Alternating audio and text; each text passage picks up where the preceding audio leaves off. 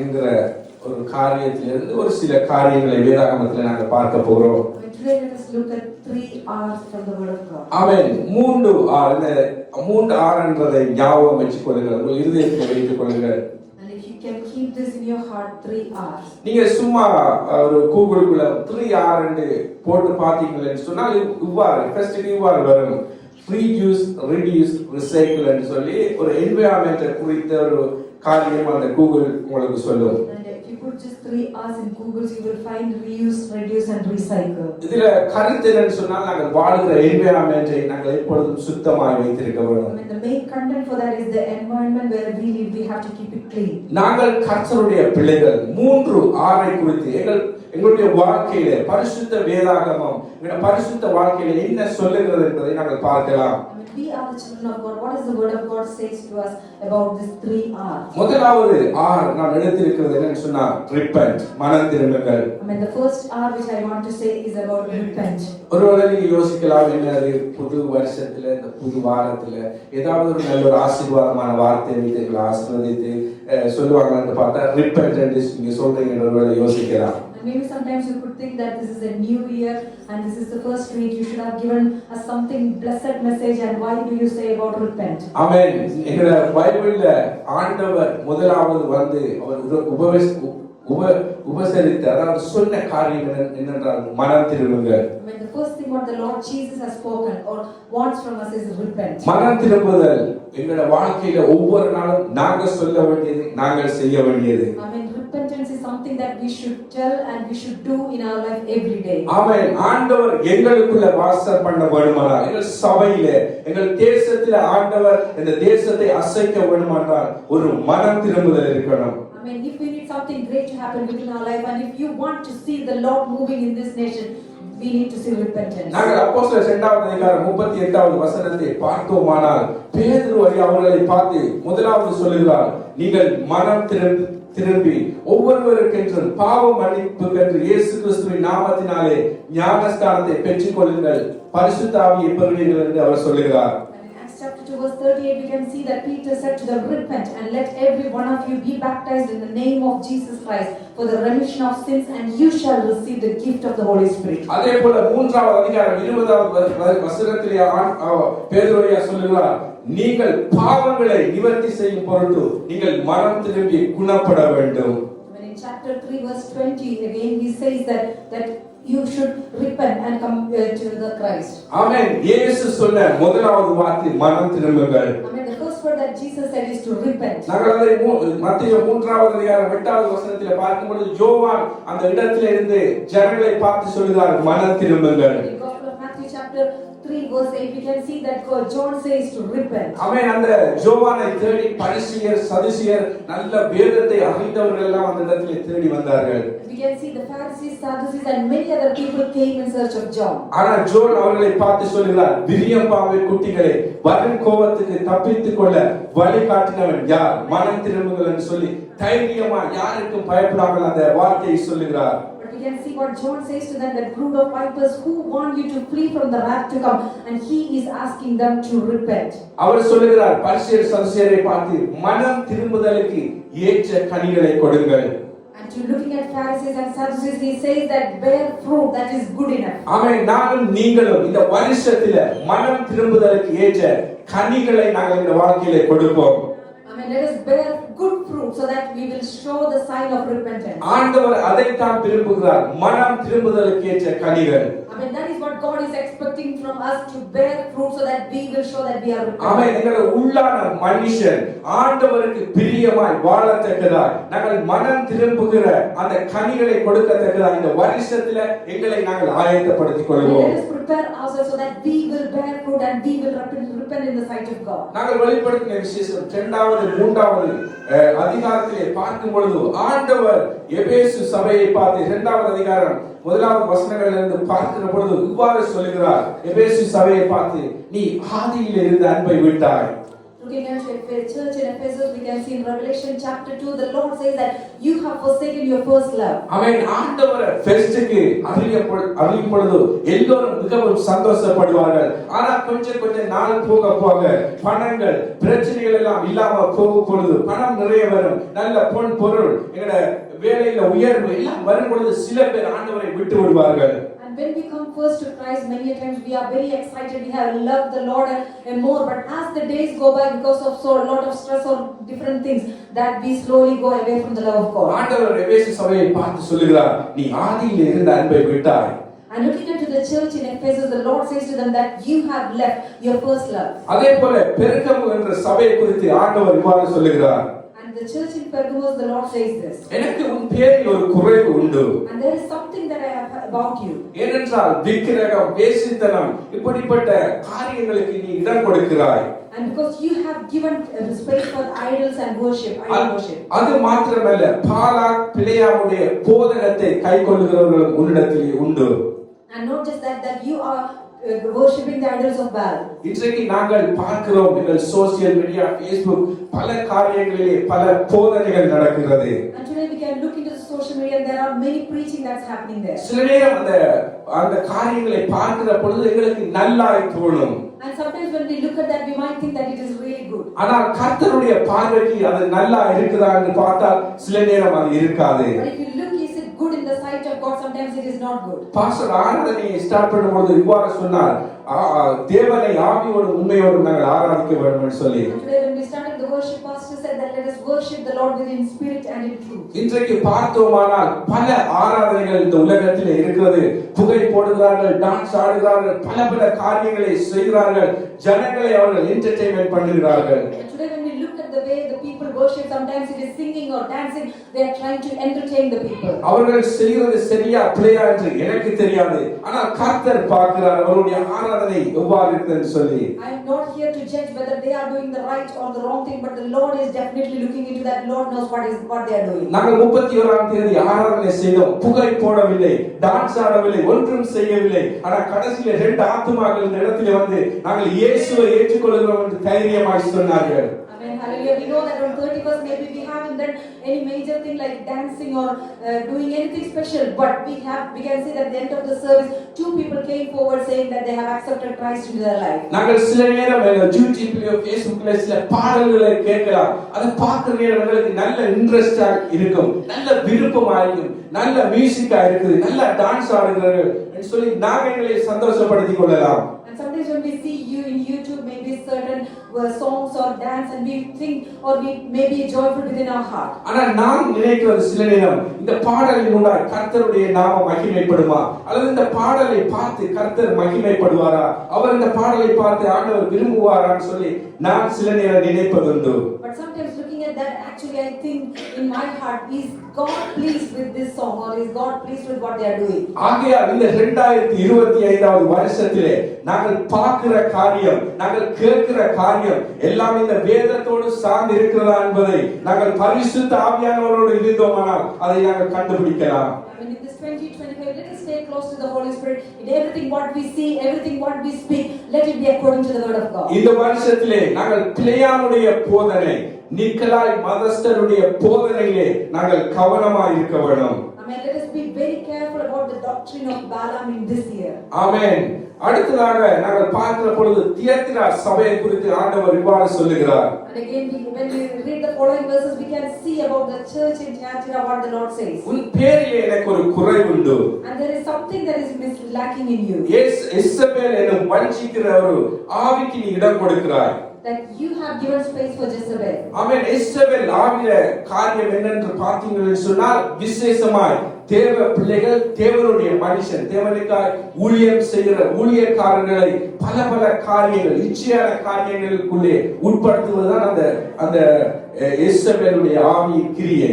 And the spirit of Jezebel is someone who is diverting or distracting the people of God. எங்களுக்கு ஒரு ஆண்டவர் ஒரு பொறுப்பை கொடுத்திருக்கார், எங்களுக்கு தந்த ஊழியர், எங்களுக்கு தெரிந்த சபையில் இருக்கிற ஊழியர்களுக்காக நாங்கள் ஜெபிக்க வேண்டும். I mean, the Lord has given us this responsibility to pray for the ministers and the pastors that the Lord has blessed us with. ஆமென். எங்களுக்கு தந்த சபைக்காக நாங்கள் ஜெபிக்க வேண்டும். I mean, we should pray for the church the Lord has blessed us with. ஒருத்தர் தாங்கி நாங்கள் ஜெபிக்க வேண்டும். I mean, we should support and pray for each other. எப்படிப்பட்ட இயேசுவின் ஆவிகளும் எங்கள் சபையையோ எங்கள் பிள்ளைகளையோ எங்கள் ஊழியக்காரரையோ தொடாதபடி நாங்கள் ஜெபிக்க வேண்டியது இந்த வருஷத்திலே அவசியம். I mean, this year we should definitely be praying so that the spirit of Jezebel will not have any influence upon us, upon our children or upon the church. இயேசுவினுடைய ஆவி என்ன செய்யும் என்று சொன்னால் விபச்சார காரியங்களுக்குள்ளே உட்படுத்தி கொண்டு போகும்.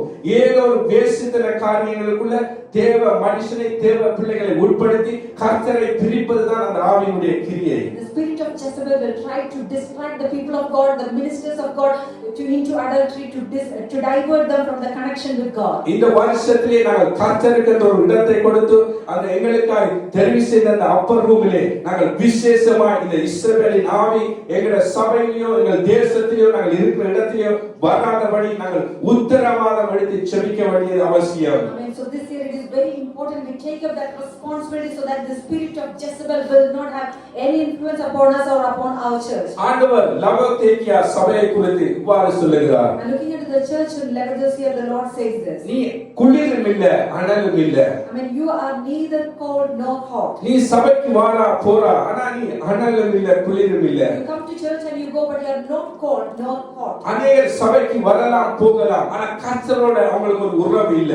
I mean, many people might be coming and going from church but they have no relation with God. நாங்கள் சண்டே ஆராதனைக்கு வரலாம் ஆனா கர்த்தரோடு நாங்கள் உறவு இல்லைன்னா கர்த்தரை ஆவியோடு உண்மையோடு ஆராதிக்க இல்லையா நாங்களும் அனலும் குளிருமாய் அந்த லவோதிகேயா சபையை போலதான் நாங்கள் இருப்போம். And if we come to church, we worship and we just go away and we have no relation with God, we will be like the church of Laodicea that saying we are neither cold nor hot. தமிழில் இவ்வாறு சொல்வார்கள் ஜெபம் இல்லாத வீடு கூரை இல்லாத வீடா. I mean, in Tamil it says that if there is no prayer in a house, it is not a good house. எங்கட தனிப்பட்ட வாழ்க்கையில ஒரு 5 நிமிஷமாவது நாங்கள் ஆண்டவரோடு செலவழித்து ஒவ்வொரு நாளும் எங்கள் குடும்பத்தோடு ஜெபிக்கலன்றா அந்த வீட்டில கூரை இருந்து பிரயோஜனம் இல்லை.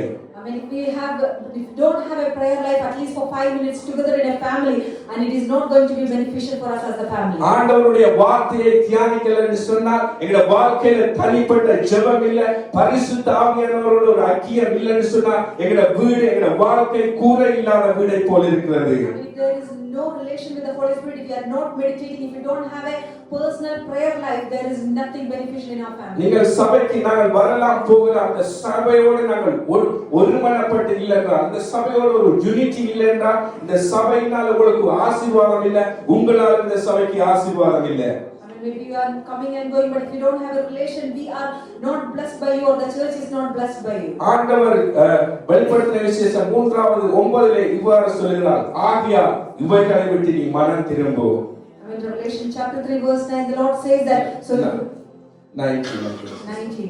Chapter 3 verse 19, the Lord says that be zealous and repent. ஏனென்றால் இந்த வருஷத்திலே ஆண்டவர் எங்களுக்காக ஒரு டேபிளை உண்டு பண்ணி அவர் எங்களோடு வாசம் பண்ண விரும்புகிறார். வெளிப்படுத்தின விசேஷம் 3வது அதிகாரம் 20வது வசனம் சொல்கிறது இதோ நான் வாசப்படியில் நின்று கதவை தட்டுகிறேன் காரணம் கர்த்தர் எங்களோடு வந்து எங்களோடு இருந்து அவர் போஜனம் பண்ண எங்களோடு வாசம் பண்ண அவர் விரும்புகிறார். In verse 20 we read that the Lord has prepared a table and he wants to come into us and to dine with us. Amen. எத்தனை பேர் சொல்ல முடியும்? Amen. Amen. Hallelujah. நாங்கள் முதலாவது காரியம் பார்த்தோம் repent மனம் திரும்புதல் என்று சொல்லி. I mean, the first one what we meditated is about repent. இரண்டாவது ஒரு காரியத்தை பார்க்க போறோம் resubmission.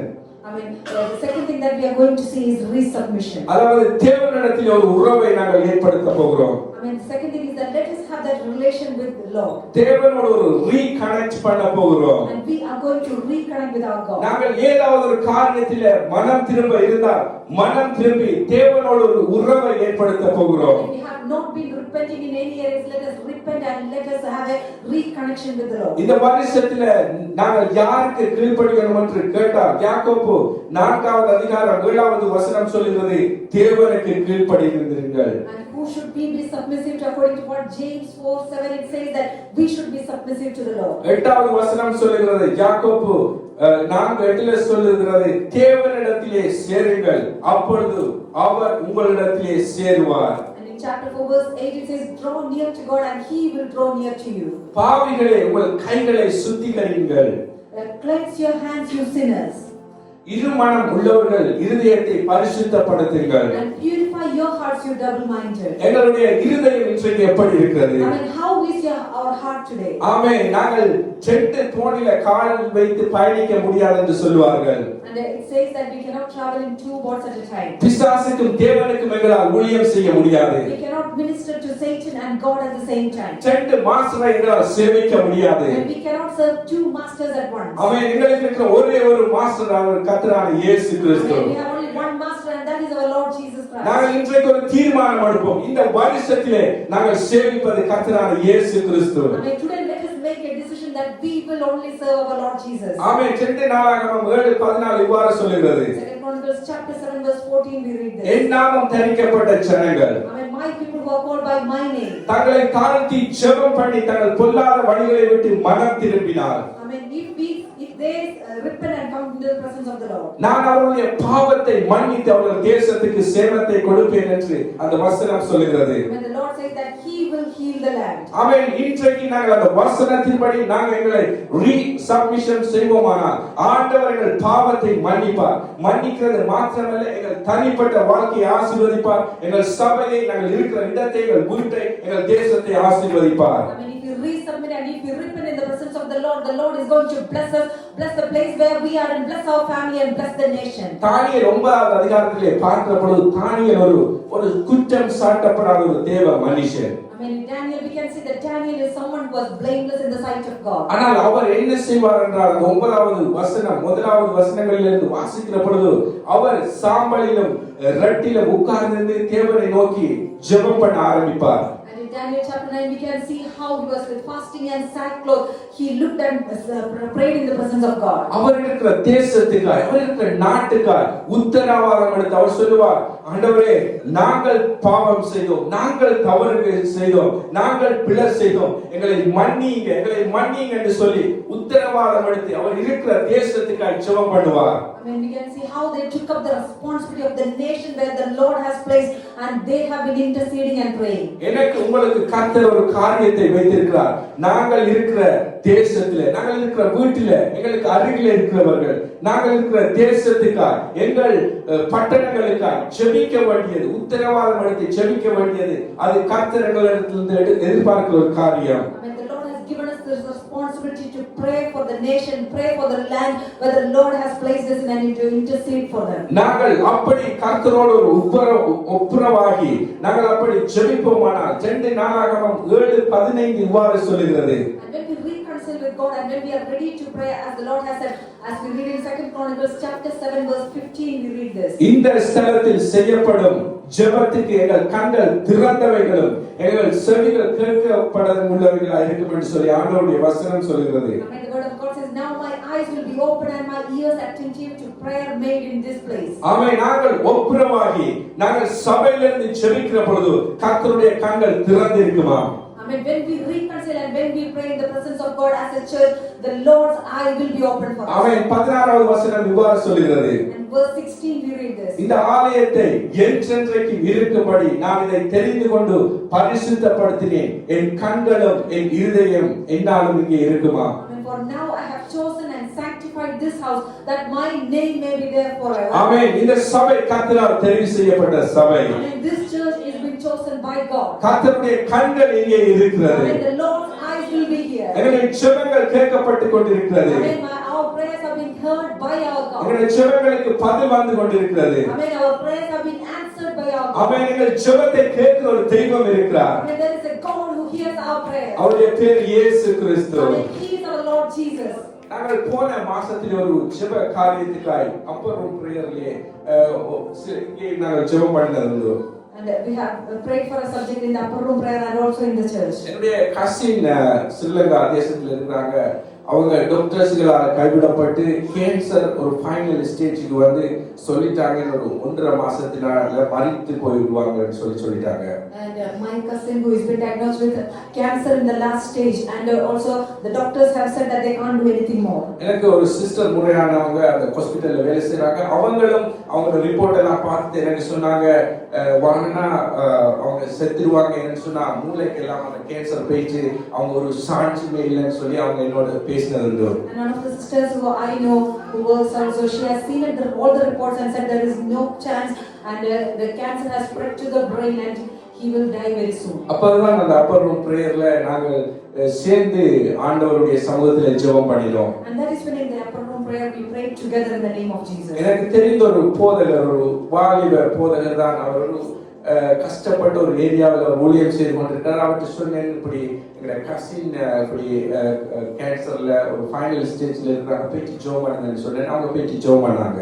I know a pastor who is working really working hard for the ministry, and I have asked him, told about my cousin who is struggling, and asked requested prayer from him. அவன் கொஞ்ச நாளைக்கு முதல் அதே doctor test பண்ணி சொல்லிருக்காங்க உங்களுக்கு ஒன்றும் இல்லைன்னு சொல்லி. Amen. Hallelujah. And 2 days before, the same doctor has tested and confirmed that you have nothing. It's all clear. Amen. ஆண்டவர் நல்லவர். Amen. Amen. Hallelujah. Our God is a good God. நாங்க எங்க இருந்து ஜெபிக்கிறோம் இல்ல, நாங்க யார்கிட்ட ஜெபிக்கிறோம் தான் முக்கியம். Amen. Hallelujah. It doesn't matter where we are praying, it matters that who we pray to. Amen. ஆமென். நாங்க ஜெபிக்கிறவர் அவர் எங்கும் இருக்கிறார். அவருடைய கண்கள் எல்லா இடங்களிலும் இருக்கிறது. Amen. He is everywhere and his eyes are open to our prayers. ஆமென். நாங்கள் 2 காரியத்தை பார்த்தோம். முதலாவது repent, இரண்டாவது resubmission, மூன்றாவது காரியத்தை நாங்கள் பார்க்க போகிறோம். Amen. We have seen 2 things. First one is repent and the second is resubmission. Let us look at the third one. ஆமென். மூன்றாவது காரியத்தை பார்க்கிறோம்.